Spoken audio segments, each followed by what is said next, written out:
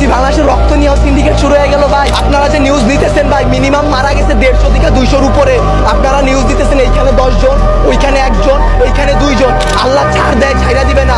ফেরাউনকে পানিতে ভাসাই দিতে আল্লাহ 2 মিনিট ভাবে নাই।